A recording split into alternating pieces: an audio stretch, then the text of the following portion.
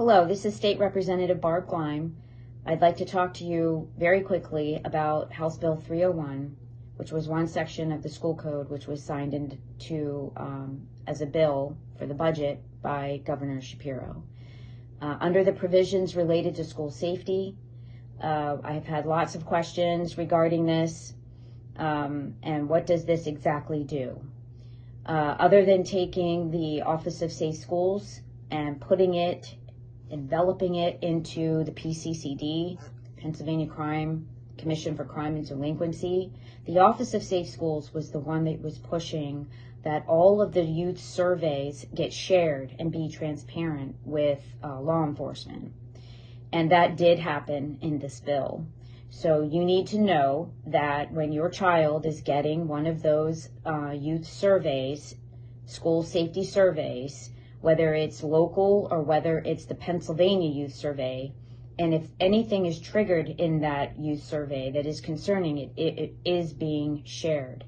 You need to opt out your child out of the youth surveys or any school climate surveys, because that is being shared and you are not getting a copy of it, so you have no idea what they're asking your child.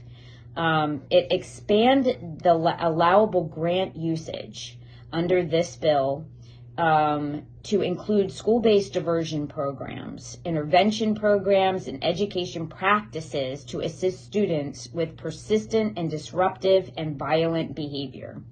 So the wording of this is disruptive behavior and violent behavior. So what exactly is disruptive behavior? And so I attempted ardently to define that term because it is so broad. It could be pretty much anything. If you have an autistic child that can't help themselves, if you have a child with a bad day, may use a curse word or may cry, is that disruptive? Any disruptive behavior in classroom, is that going to rise to the level where your child will end up in a school-based diversion program or intervention? And you will not know about this. So the reason I tried to change this disruptive behavior to disruptive student, this is what we need to do, is because disruptive student is defined in the school code.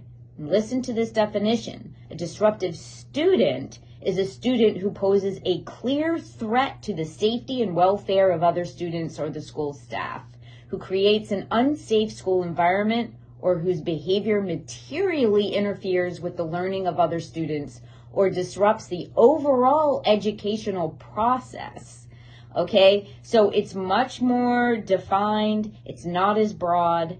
They did not take my amendment, so we will be attempting to make this a bill in the upcoming session.